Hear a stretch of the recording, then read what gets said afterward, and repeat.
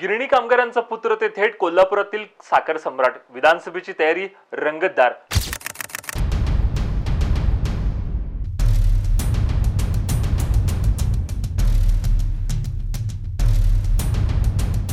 नमस्कार, तरुण भारत न्यूज मध्ये आपल्या सर्वांचं स्वागत. कोल्हापूर जिल्ह्यातील चंदगड विधानसभेचे यंदा वारे फिरणार असल्याची चर्चा जोरदार धरू लागली आहे. कारणही तसंच आहे, कारण साखर सम्राट मानसिंग खोराटे आगामी विधानसभेची निवडणूक लढवण्याच्या तयारीत आहेत आणि सुरुवातीपासूनच समाजकार्याची आवड असलेले मानसिंग खोराटे यांनी आता नवीन इनिंग सुरू केलेली आपल्याला पाहायला मिळते.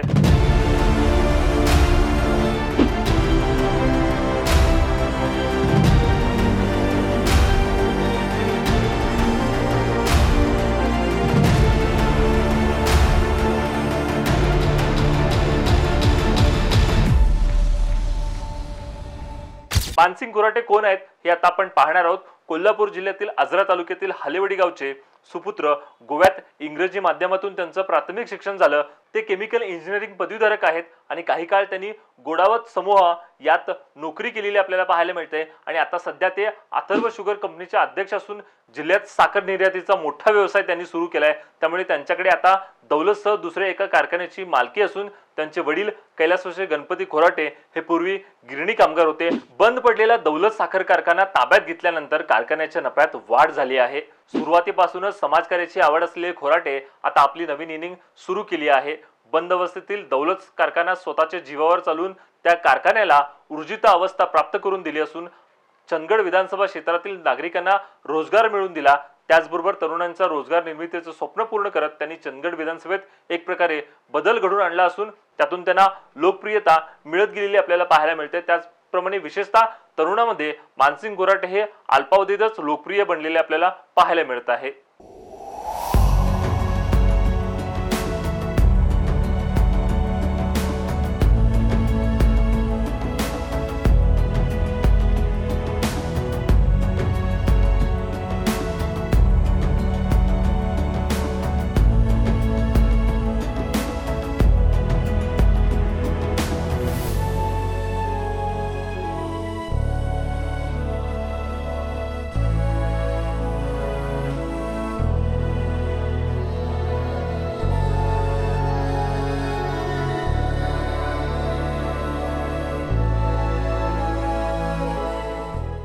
सध्या राजेश पाटील चंदगड विधानसभेचे राष्ट्रवादीचे म्हणजेच अजित पवार गटाचे समर्थक आहेत आणि ते सध्या विद्यमान आमदार आहेत. 2019च्या निवडणुकीत शिवाजी पाटील यांनी 51,173 मतं तर विनायक पाटील यांनी वंचित बहुजन आघाडी मार्फत 43,173 मतं घेतली होती आणि ही लढत तिरंगी ठरली होती. आणि आता नंदा दाभोळकर ह्या देखील 2024च्या आमदारकीच्या शर्तीत असल्याचं आपल्याला समजते, तशी माहिती समोर येते. त्यामुळे सध्या तरी या घडीला मानसिंग खोराटे हे अपक्ष लढण्याच्या मानसिकतेत दिसून येत आहेत. आजच्या घडीला जर का तुम्ही बघितलात तर माझ्या एवढा वायब्रंट प्रचार हा कुणीही करत नाही. एखाद्याला माघार घ्यायचा असला तर एवढा वायब्रंट प्रचार केला जात नाही. थोडाफार जुजबी प्रचार केला जातो, नंतर काय जे असेल ते सेटलमेंट हे ते तुम्ही म्हणताय तसंच होतं. पण आम्ही आज प्रचारात आघाडी घेतलेलं आहे, नंबर 1.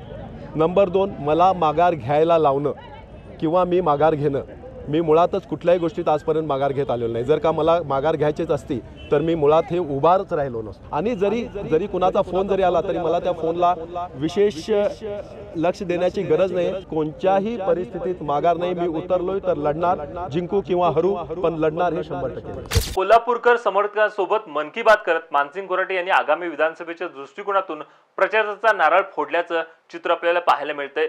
चंदगड विधानसभा मतदारसंघात महाविकास आघाडीकडून उमेदवार कोण याची उत्सुकता आता जिल्ह्याला लागलेली आहे. महाविकास आघाडीमध्ये यावरून स्पर्धा सुरू झाली असून ही जागा राष्ट्रवादी पवार गटाला जाणार असल्याने अनेकांनी उमेदवारीसाठी फिल्डिंग लावलेली आपल्याला पाहायला मिळते. अशातच दौलत कारखान्याचे चेअरमन मानसिंग खोराटे यांनी स्वतःही उमेदवार असल्याचं घोषणा केलेली आपल्याला पाहायला मिळते आणि विद्यमान आमदार राजेश पाटील यांच्यावर निशाणा साधत आपण निवडणुकीच्या रिंगणात उतरणार असल्याची त्यांनी घोषणाही केलेली आपल्याला पाहायला मिळत आहे. कोल्हापूर चंदगड विधानसभा मतदारसंघातून मानसिंग खोराटे यांनी रणशिंग फुंकलं असून त्यांनी ही निवडणूक अपक्ष लढवणार असल्याचा या वृत्ताला सध्या तरी त्यांनी दुजोरा दिलेला आपल्याला पाहायला मिळतंय. चंदगड विधानसभा मतदारसंघाला विकास अपेक्षित होता, मात्र मतदारसंघ 40 वर्ष मागे गेला असून या ठिकाणी असणाऱ्या 2 MIDC आणि उद्योगधंदे बंद पडले आहेत. त्यामुळे विकासाचा अजेंडा घेऊन आपण कोणत्याही परिस्थितीत ही निवडणूक लढवणारच आणि ती जिंकणारच असल्याचं खोराटे यांनी स्पष्ट केलेलं आपल्याला पाहायला मिळत आहे. 100% विद्यमान आमदारांच्या विषयी नाराज आहे, नाहीतर एवढी लोक आमच्याशी जोडली गेली नसती. प्रत्येक गावामधून आम्हाला सपोर्ट मिळत आहे. याचाच अर्थ असा आहे की नक्कीच विद्यमान आमदारांच्या विषयी नाराज आहे.